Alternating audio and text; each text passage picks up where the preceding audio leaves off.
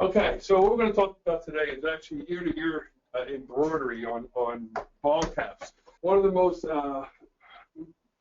profitable things you can ever do in embroidery is actually ear-to-ear embroidery, ball cap embroidery. It's become very popular, and it's been a fad ever since the start of embroidery, actually sewing on them. I'm going to show you some things here, some ball caps. There we go. Let me see. We got some. Let me go here. We got ball cap designs. Okay, in here we have some different styles of ball caps for embroidery. Most of you probably have seen this style of embroidery here. This embroidery here is actually done on the material, and then the material is cut and then sewn together on a frame that resembles a hat. You'll never see stitches on the inside of the hat with embroidery like this. Okay, and that's called indirect embroidery. There's ways that you can do that, and gives it a nice look to it. Let's see. Let's go back to the. Let's go back to it. All right, next one to show you is. Let's see. Everybody's familiar with this style of embroidery. Most people are actually doing this style of embroidery, where it's just the front of the cap. This is most of your standard embroidery done. On most of your caps, you have to be mindful of the size of the ball cap. Let me just switch over to camera view here. Let's see.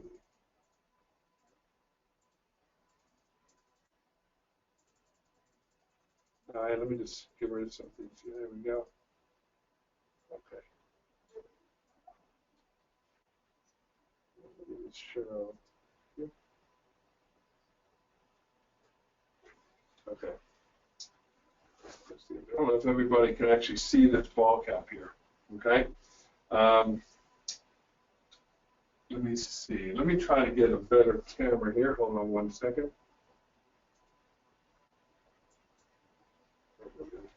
Okay. On this ball cap, this is called a low profile ball cap, okay? The low profile means that the width here is actually lower than most profiles. It's you have many different sizes of profile. You have a low profile, you have a visor low profile, mid to low profile, mid profile, mid to high, and then high profile. Your high profile hats will actually be similar to your polyfoam hats, which fishermen wear. This one here is made by Otto. It's actually a mid-profile hat. It's the most standard cap that you'll probably see out there, and the most widely requested. Now, when your height of your design needs to be no more than 2.5 inches, and the way you figure that out is right where the cap bends over, you want to fold this down.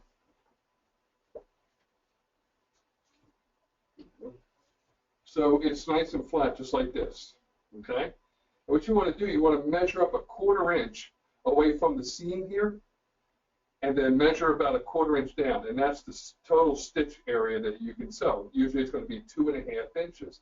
On a higher profile hat, you may be able to sew 3 inches in height. So if your embroidery is actually coming in to be of a higher height, then you're going to want to actually make sure you buy the right hat to sew. Now on this one here, this is a high profile hat. This design here is actually 3 inches, 3.18 inches, and it actually complements this hat pretty well. Okay, let's go to the next page. In this style hat, this is actually an all-over where we actually have, this is a printed hat, okay, and basically this is fabric that's actually stitched together, and then you have the applique that goes all the way through the side right here. Now you can do this, although this is actually done through indirect embroidery. Indirect embroidery is basically sewing a white piece of twill and then cutting it out and then heat pressing it to the hat. And you use a thermal backing for that process. It's almost like doing patchwork. And the decorative part about this is, number one, you don't see any stitches behind this material, which means it doesn't affect the comfortability of the wear of the hat. This is similar to what most people are doing for ear to ear. Okay, you've all seen Titleist hats. You've all seen a lot of different promotional item hats from large companies like Nike and Titleist and all the rest. This one here is National Guard, where we actually have the primary image in the front here, and then accent information on the sides. This one here is Jeff Gordon's number 24. Okay, so this is what we're going to cover today on how to do that. Indirect embroidery is actually done on twill material, and as you can see, there's several different companies that actually can provide you with color swatches. The way that it works is whatever material your hat color is, let's say you're doing black, then you want to get a piece of black twill material, hoop it up, and then sew your design in a repeat function. Okay, so you're doing multiple copies of your design. And then with a heat gun, or if you have an Epilog laser cutter, you can actually laser cut those patches out and then heat press them to a hat.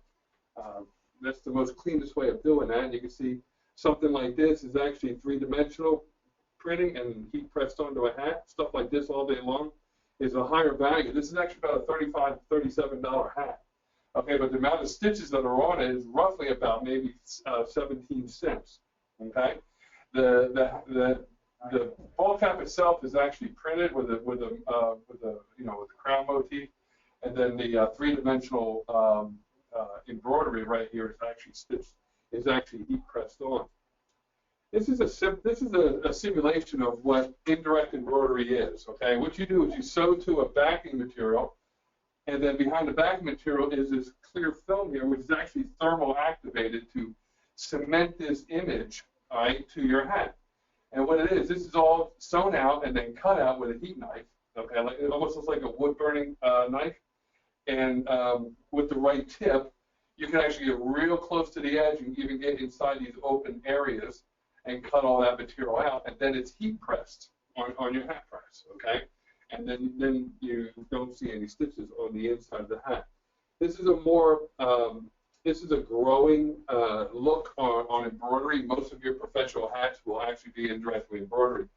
So the stitches are not on the inside of the crown. Okay, that could be also too, if you do sew directly onto your hats, which 85% of the people that have embroidery machines do. Now, what you want to do is actually get a fusible mesh backing. Now, fusible mesh backing is basically a very thin piece of cloth type material that has an adhesion on it that you would heat press to the back side of the hat. That makes all the lock stitches a little bit more easier to deal with, okay? You would want to use this stuff for babies' onesies, so the lock stitches in the embroidery threading in the back and the backing doesn't become an irritant to the skin of the body.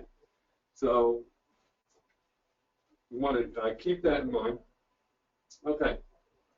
We're going to cover now. Any questions on the type of hats and the most common ways of actually embroidering caps these days? Okay. Well, what we're going to do, we're going to discuss how to create the design. Okay. Now, creating the design, we have, let me get my hat.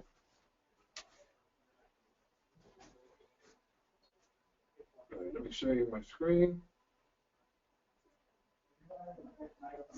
Okay, you all should see me now. Okay. You actually have the ability. Let me just dial this in.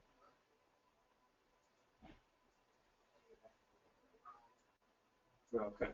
You have the ability to sew from seam on the right side all the way around to this seam over here. And it's 13 inches wide. From in between, you want to go in between the seams here, okay? So from this seam, the beginning of that seam, all the way to the beginning of this seam is 13 inches, okay? Now, most people will place their embroidery, the primary message or logo, right here in the front, and then wherever the baseline is for that logo, this is where this part of the image will line up on the side. So if I measure over 6.5 inches, I'll be right in the middle of that seam on most hats, okay? The only time that doesn't happen is if I have a specialty type cap that actually doesn't have panels, okay? So you can actually move it over even a little bit more. And then you take 6.5 inches, and then the center of this design will go on this side. Now, the way that I will create my design is I'll create the front image first. So when I put my cap onto my machine, I center up the needle right here, and it sews the first part, rotates, sews this part, rotates back the other way, and sews that part, and I'm done. Okay? So we're going to show you how to set up that artwork. 13 inches across. Okay. So what we're going to do is actually create some just basic art. So I'm just going to go to images here, and let me go to vector image.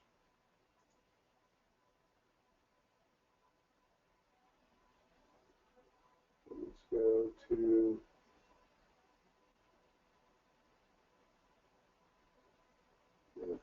users.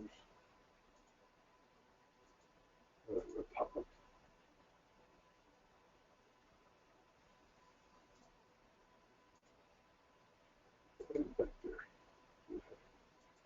Right, so let's go ahead and grab something here. It's almost Christmas time, so let's see if I have any Christmas logos in here.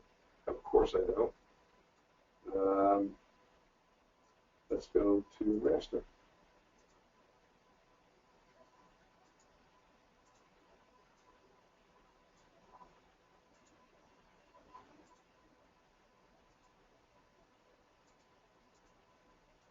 Well, okay, I got a Christmas tree in here somewhere.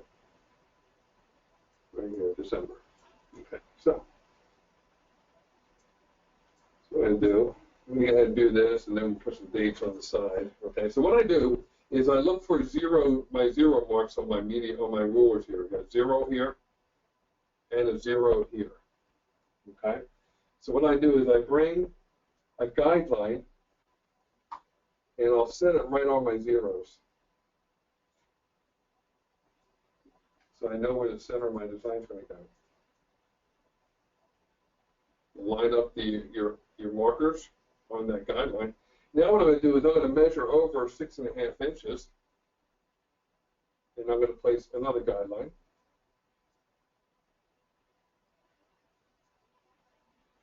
And right here will be the center of this image, okay? And then we'll go 6.5 inches the other way. And this area becomes my embroidery field, okay? So because I'm sewing a mid-profile hat, the image cannot be any bigger than 2.5 inches. So I'm going to go to layout. I'm going to set my height to 2.25 and center it up. Now that I've centered it up, now what I'm going to do is I'm going to bring a guideline down. I'm going to put it right on the base. Because right over here is where my bottom of my image will be for the right-hand side of the cap. And over here will be the bottom of my image for the left-hand side of the cap. Okay, but my center will be right here, right on the cross section. Okay, does that make sense to everybody?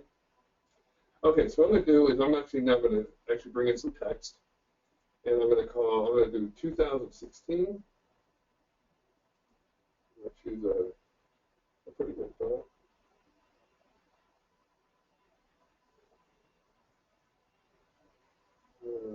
Let's go with that one. And we'll do this. Zero. We'll have to go in each. And this is what I'll do. I'll just move it over here. Put your center gray marker on the cross section right here. Bring it down to the bottom here. Make sure the stitches are going to touch the bottom. That's where your proper place is going to be, right on that baseline, which matches the baseline of our original image. And on this side, we'll actually do a Happy New Year.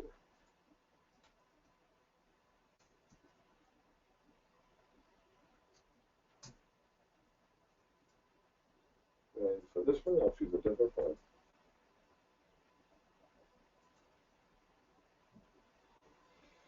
And let's set the justify that. And right here, what I'll do is I'll just move it over.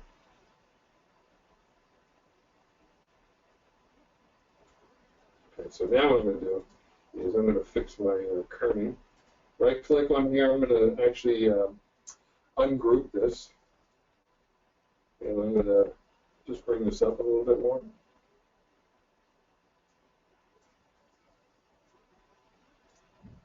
Right there. Not too big. I want to make sure I fit within the seam. Okay, so I'm going to bring it down so it touches.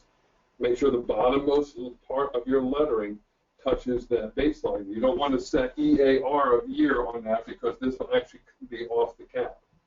Okay, also too, you look at your connecting lines here. You got to weld this, okay? See all the connecting lines in the A and the P and the P and the Y?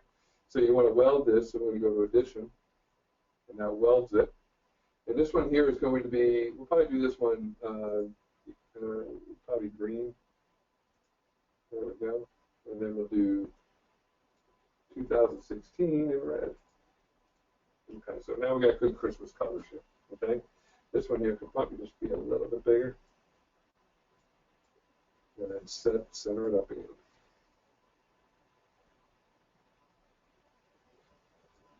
Make sure it doesn't reach that baseline. Okay. All right, so now we can convert all parts to stitches. So what I'll do is I'm going to reduce color. This is a JPEG image, so I am going to reduce colors on this. The 4 colors: the white background, the tree green, the star, and the purple. And now we'll just start converting things to stitches. So I'm going to bring my purple up to the top. And click on purple. I'm going to go to embroidery, uniform area, and I will choose auto complete. And I'm going to choose my stitch type that I want to use. Default.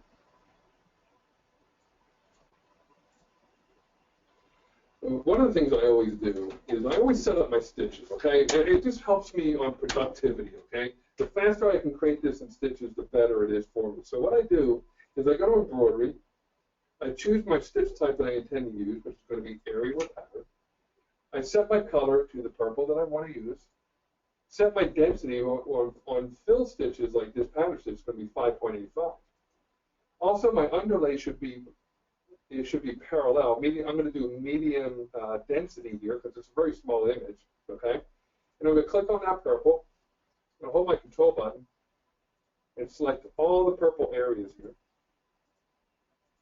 And you'll know you have them selected because you'll see running ants around them. Okay, see the running ants. So once I have that, and I got the 5.85. I got my color. I got my stitch, my pattern stitch type I want to use. The density, I've set my pull compensation, not my pull compensation, but my underlay. Now I can just hit enter, and the stitches will be there. There we go, and I'm going to turn on 3D view so you all see them. Okay. All right. So now what I'm going to do is I'm going to change my stitch type to green. Okay. And I'm going to click on the green. I'm also going to set my my underlay. And next I'm going to go to yellow and set my medium low, which is a smaller area. Enter. So what I'm going to do now, it doesn't look like yellow too much, let me just choose a stronger yellow. I'm going to choose a better green here.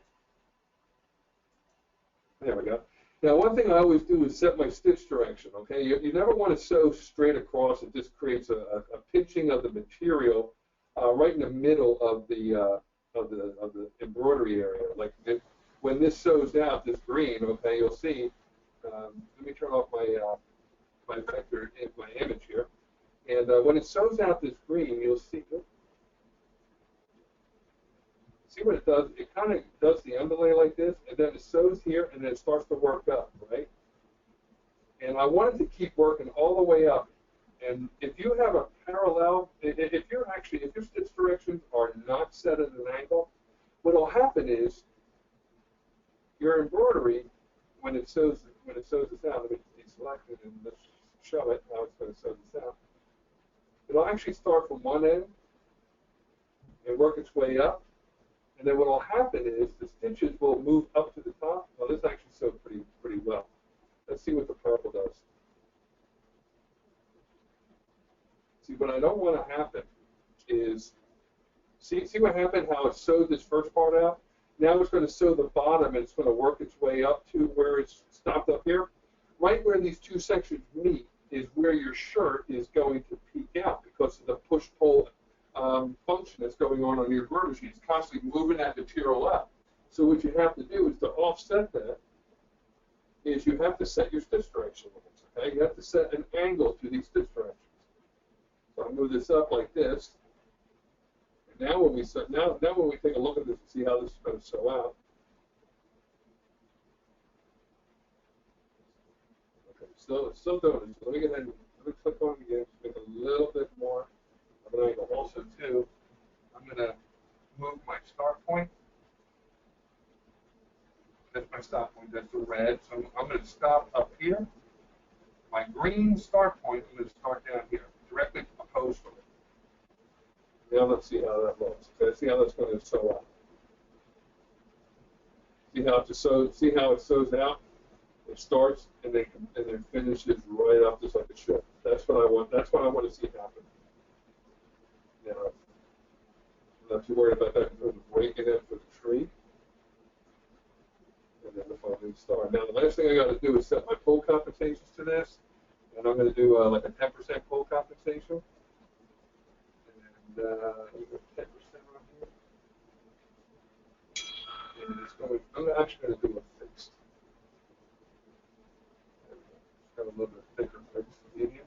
I want to make sure that I have no gap between purple and green, as well as the star. So instead of proportional, I use a fixed medium. There we go. I should. Let's go and do the same thing for here.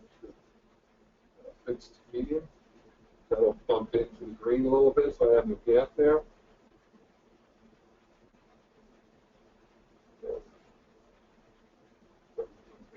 That. And we're going to do the same thing to the purple as well, but we have a color overlapping over top of that. And to custom, it's medium. Set up this direction, and that's what we've done on the other letters.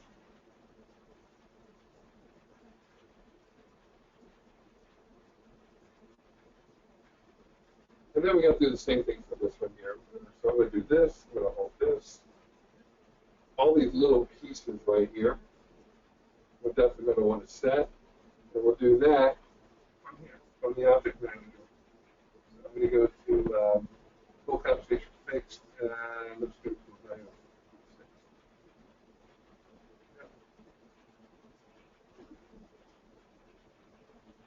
There. Okay. So that's all done. So let's go ahead and go and do our side information. So we'll turn on our vectors, and this here is actually going to be a side stitch. So I'm going to ungroup this, and because it's a vector, I can use my smart design. I'm just going to choose turning area, and of course the color of this is going to be red.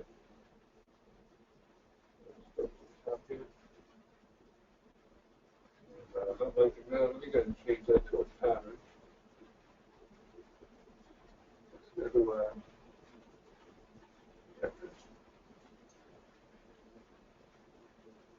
much better. Okay, then of course we got the default, and I want to go to fixed. We got a fixed. Right, so everything's good on that. Now we'll just go over to the other side. Then we'll do Happy New Year. So we already selected this, so I'm just going to select it all. And this is going to be green. So I'm going to go to Smart Design. And I'm going to use the turning area because I want it to be a zigzag stitch. And then of course the color is going to be green. And then we'll set our full compensation proportional to maybe 25. Picking up these thinner areas here. Our underlay on this should be centered into this. Okay. Right, so there's my design.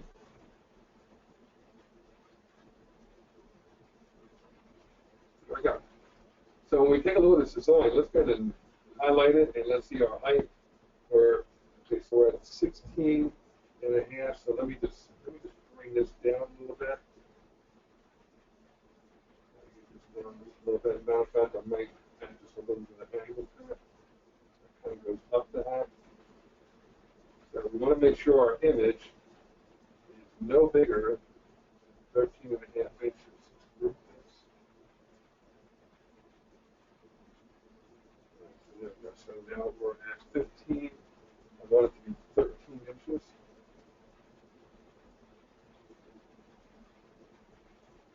And the height is 2.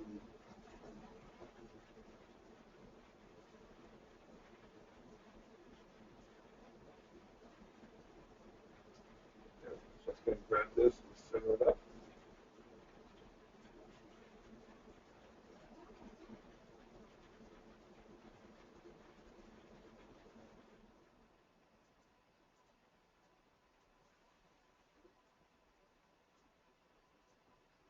That looks pretty good. Just want to make this a little bit bigger here.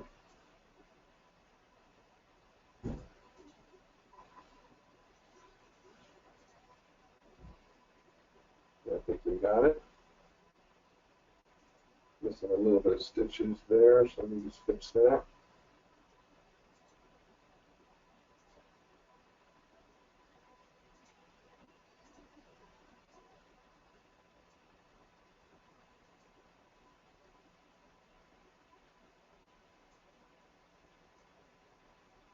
What I'm doing is resizing my graphic.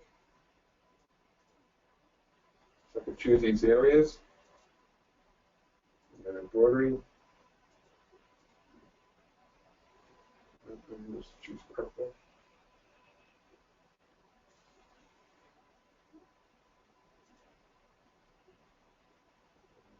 So blue.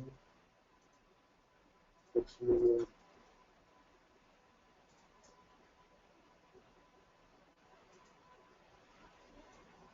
Always double check your work. Make sure you got all the parts done. Okay, so now that I did that, now what I got to do is sequence my design.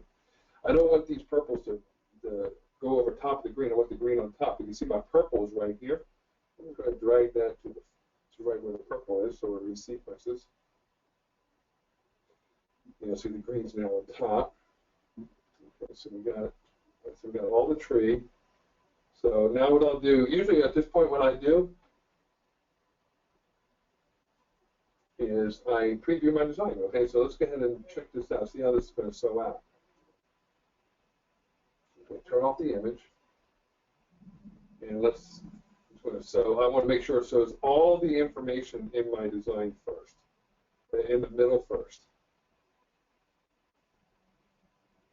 It does the green, and it does that. Then it goes over and starts to do the right side, 2016, and then it does the Happy New Year on the side. The other thing I want to do is make sure that this comes down. And let me just take a measurement of the side of the seam. What I'm going to do is on my cap is I got to measure the seam here. Let me just turn on my. Okay, so what I'm going to do is I'm going to make sure New Year is going to fit in here. Okay. So what I'm going to do is I'm going to measure from seam to seam, and I got about 3 1/4 inches. So that font cannot be any more than 3 1/4 inches.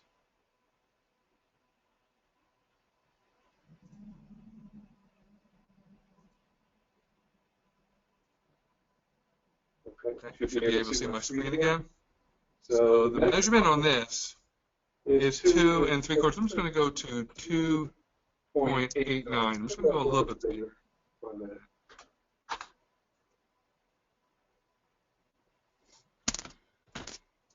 And then you just want to make sure that it's on the inside part of this line right there, on the right. So we're not outside of that. And this one here looks pretty good. Pretty happy with this. Line it up. So make sure everything is touching the bottom line, so everything's lined up.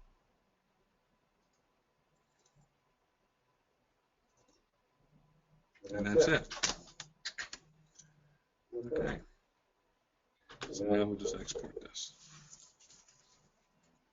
Any questions so far? Let's see if we got some questions here. Let me see.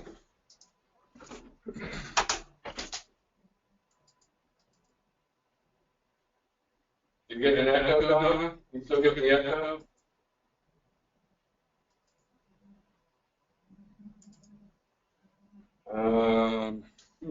Let me see why people are getting echoes. Okay, hold on 1 second. Let me check it out.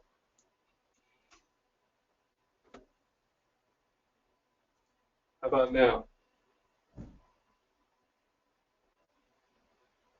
Okay, good, yeah. Sorry about that, I turned on the wrong thing. Okay, so I'm just going to save this to my USB.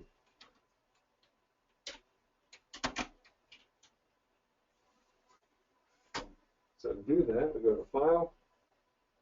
Oh, before you do this, always preview your file in the simulation to see if there's any thread trims you may have to do.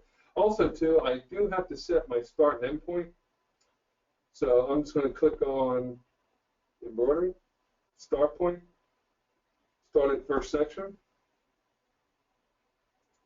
End Point, and that last section. What this does is make sure my design doesn't do a thread trim right in the middle of the hat. Okay. Without choosing your start and end points, what will happen is your machine will just do a thread trim right in the middle, and then it will go to the start point and start sewing. It's just it doesn't understand where it needs to start to sew. Okay, so put my USB stick in, and we'll save it, and then we'll bring this over to the machine. So we'll just take a look at this one more time. All right, so design, so we'll file, save, and then we'll export the embroidery design.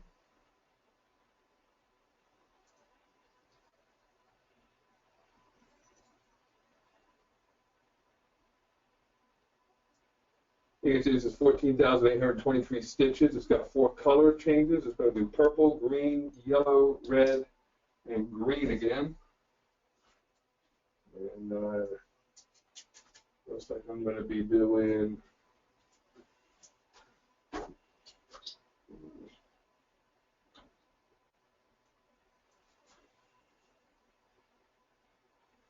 to answer your question, Michael Oliver, yeah, what you want to do, and it's a step I'm just for saving time I didn't do, but on each section of your embroidery here, and I'll just show you how to do it. Lock stitches are going to be done anyway, because every time you do a color change, the machine automatically does a lock stitch right before the trim. It has to trim in order to color change to the next needle. So if you're manually putting thread trims in, then yes, you will have to manually put lock stitches in. But if you just create the design just like I did here, then you really don't have to, because the lock stitches will be put in automatically when the machine color changes. Okay.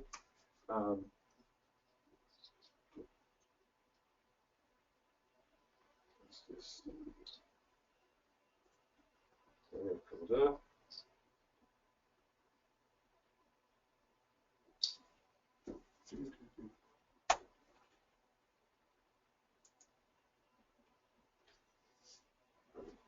The computer's just really needs a cup of coffee here.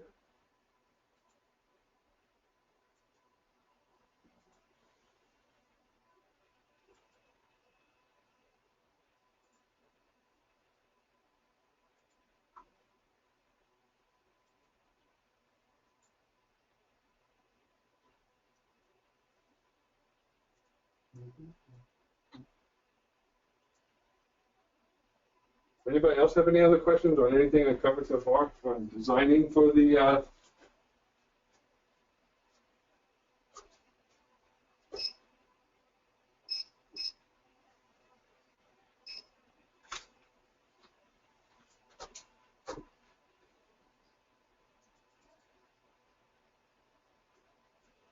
this is taking too long.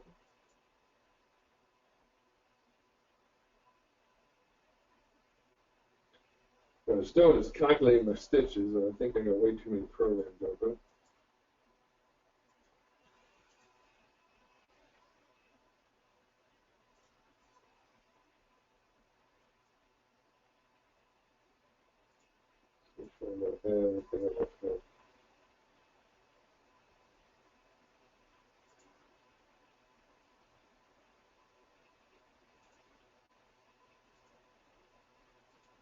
Okay, that's closed. Let's see what's happening.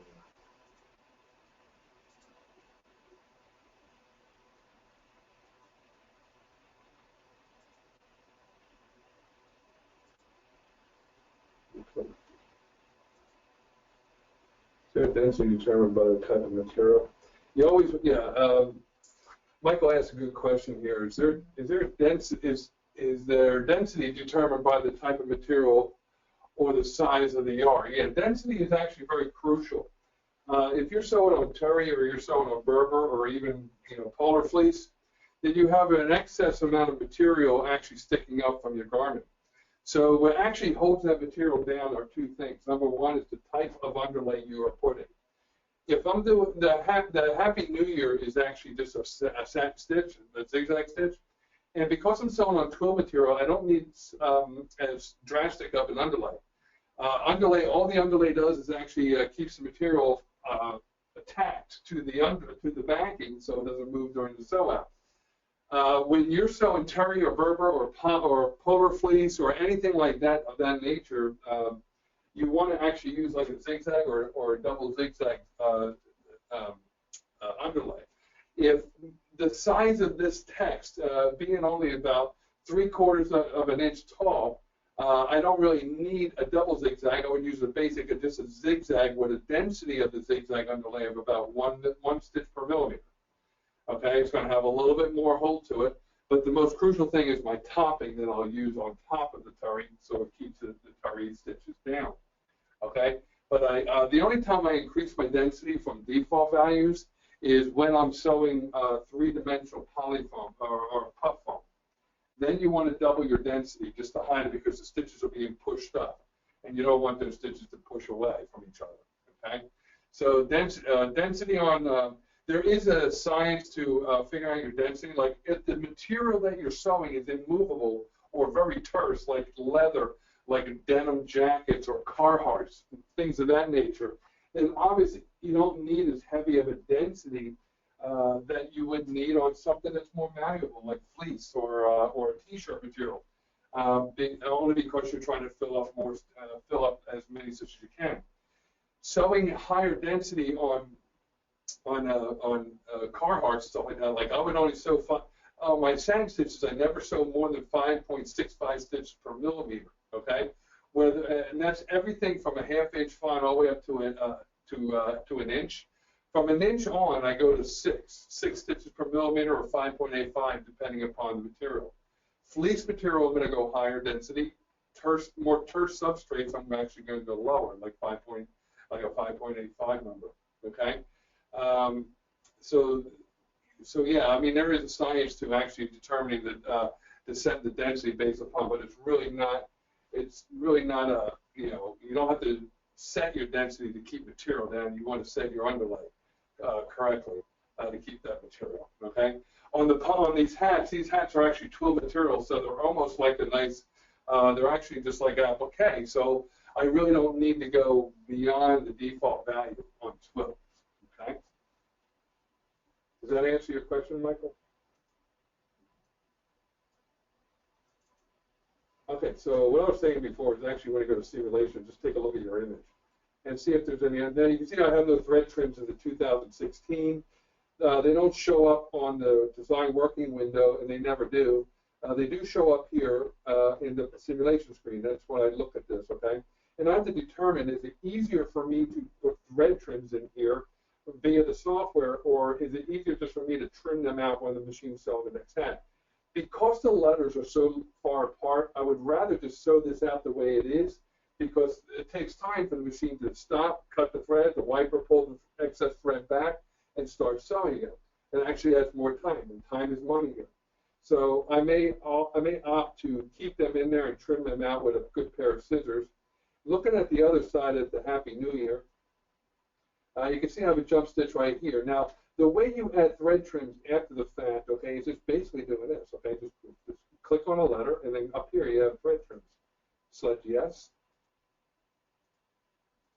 And I'll just now when I look at that in the simulation, you'll see that those will be going. Okay, so let's go to view.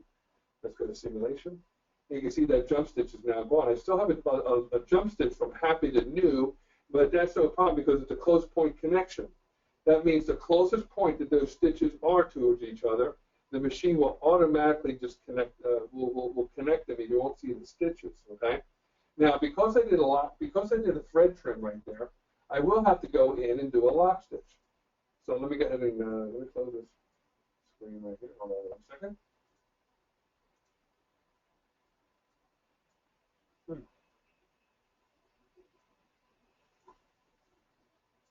So let me just bring this over here. So let's go to 2016 here. Okay. And by the way, lock stitches are the same way. This is your trim. This is your lock stitches. I just do classic, okay? And I did one there, and I did one on here. Let's jump over here to 2016. You'll see exactly, you'll see it take place right on the preview here. So if I click on 2, and I'm going to put it, let's go here.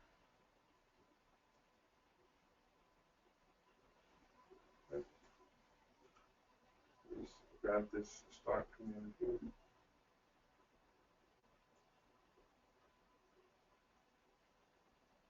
Start right here. Right here. Here's my stitch direction line.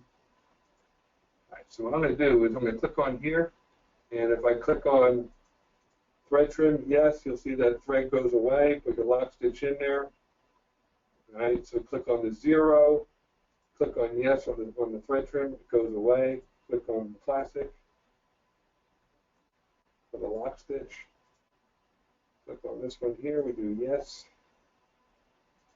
Classic. So adding your thread trims are very easy. It's harder on a DST file than it is on a DSG. This is still a DSG file, so it's easy to put them in there. And let me see, just make sure I have nothing here. And again, I am relying on my preview screen to see where any problems may be. All right, so that finishes that. So now let's get in the file and save this.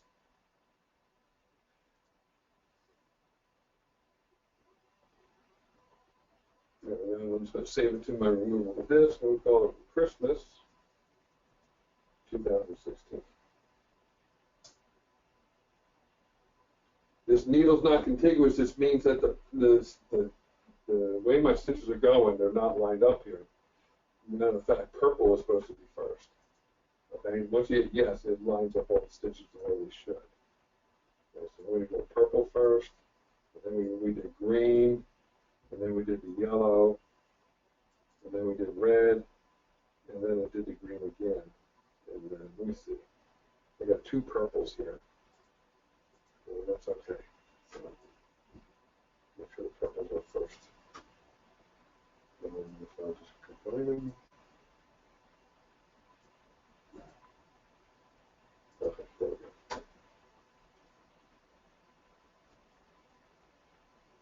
And so this.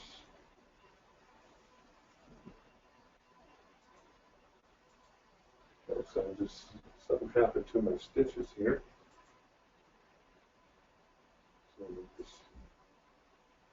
Okay, so what I'm going to do is I'm going to bring it up. Let's go to my other computer so you can actually see the embroidery machine.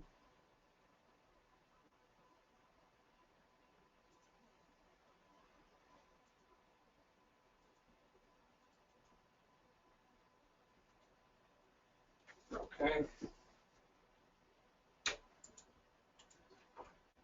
All right, so there we go. So now what I'm going to do is I'm going to turn on the webcam, and we'll talk about the embroidery machine, how to set up the embroidery machine. Okay.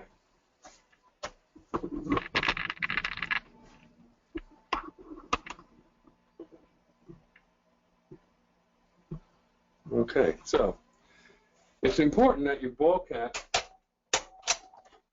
is hooked up snug, okay? You want to make sure, since we are embroidering on the side here, you're going to want to make sure that the sweatband is totally trapped into the teeth right here so it doesn't cause any movement, okay? We want it to, the baseline is going to be right here. We want the Happy New Year to start at its lowest point here and work its way up. We also want to make sure that the sweatband on the other side of the cap is also trapped underneath those teeth. You always want to practice hooping your hats with less movability in the hat. That's not even a word, but with less propensity to move during sewing. And the way I do this is the sweatband on this side is actually, I bring the sweatband out just like this, and then I fold the material over it. Now, of course, you're going to want to do this on your cap driver.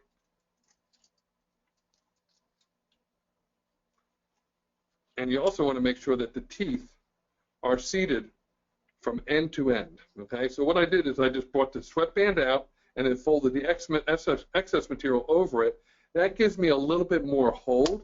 It allows the teeth to bite into the material rather than the sweatband, which is made of a different material, and that prevents any of this area from moving. Okay, on both sides. Okay, that's the #1 rule, is making sure that these teeth of this band are biting into a seam. Okay, and you can see on mine, it's from end to end, it's perfect. The other thing is I'm using a nice cutaway backing or tearaway backing. This is actually a 3.0 ounce. Okay, it tears real easy. It has a good firmness to it to hold the stitches throughout the years. And a lot of people will actually unclip the back. I like to do the same thing and tuck it in. This just helps the material back here not bind up during sewing. The last thing you want to be mindful of is when you put the clips on, you want to use double the clips on these posts in the back of the cap. Okay, since we are sewing on the side. Now, if you're just sewing on the front of the ball cap, you only need 1 clip. Okay, you're just stabilizing the hat on each side to keep this from moving. Okay, but since we are going to sew on the side here, we are going to want to use 2 clips here. Okay, and you see I got them in both. And you also want the clip handles to be angled towards the back of the cap. If they're angled towards the front, it will contact your needle bars. Okay. All right. Any questions about creating a design? We covered quite a bit of territory. We created a design for a 270-degree cap, and I showed you how to actually set it up and how to align it up. Do we have any questions at all?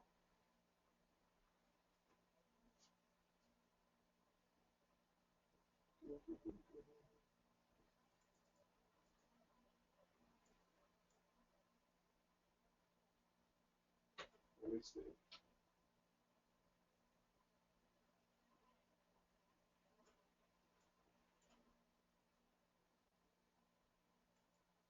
Type of material, size, okay. All right. Any questions at all? All right. Well, I hope you learned something here today. Always, at the end of this webinar, you will get a email to let us know how we're doing. Any suggestions that you have, any at all, and let us know. We like to tailor our tech talks. And let me see. I got one question here. How to connecting cursive letters in StitchEra. Okay, so let me show you how to do that. Let me go ahead and go back to my other computer here.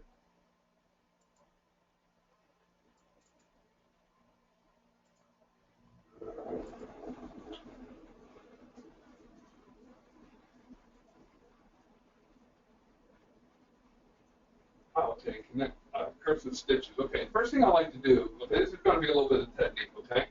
I'm imagining that you're using lettering and embroidery, okay? You're probably using like, it doesn't work with true type as well as digitized font, but let me go to a cursive style font here. Okay, and look this out, let's see what kind of scripts we're going to have. Just going to do a commercial script here. What I'll do is I'll do an inch tall so everybody can see it. Okay, so if I go and just do the word commercial, okay, you can see that the question is, how do I get my letters to touch each other, okay? And it's a very good question. One of the things, once we put it on, what you'll notice is that there's a disconnection between letters and each letter. So what I do is when you select your image or your lettering, you can see that your ribbon changes, and one of them is spacing trims and lock stitches. The spacing between letters, I usually set this to 0, okay? And then if you had more than one word, of course, you can increase this, okay? lines of words like paragraph, you can actually increase the spacing there. But you can still see that my letters are still not touching. So in this circumstance, what you want to do is grab your letters and slide them over. You can't slide them out of angle or even out of the line because you're just moving them side to side. Bring them over so the tail just gets hidden. Just like this. Just like this. And we'll scroll over and get the I and the L. Now, once your letters are touching here, just like this.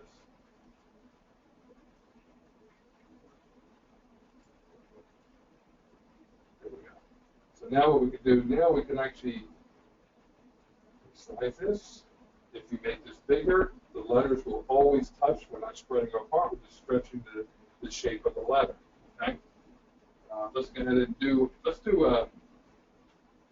word here. Okay? Let's go ahead and do we'll do artwork. And we'll do something like this. Okay? So let's go ahead and do the same word, commercial. Okay? Now this is true type font. This will actually come in as a graphic. Okay, we can fold that. And you can see now, if you ever do text like this where you actually have a graphic of a text, you can see that your letters are pretty much not even touching each other, okay? So what you need to do, you need to do the same thing. The first thing you want to do is break this up. Just right-click on here, or not right-click, but ungroup. And then line up your letters. So I use my arrow buttons on my keypad, okay, to nudge this over. Or you can just grab it and slide it over, just like we did on the embroidery lettering. Okay, just bring it over.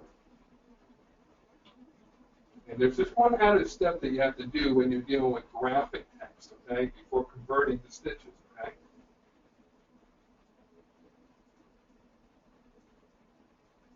Once I move this over, what I must do now is when I highlight this, these connecting parts right here, see these connecting parts? I want to actually weld this together so it's one handwritten font. And to do that, you use combined vectors, and it's called addition. So there it is. See, now it's all welded together. There are no disconnects at all. Now we can easily convert this over to our stitches. Just like that. Okay. Hope that answers your question. Did that answer your question?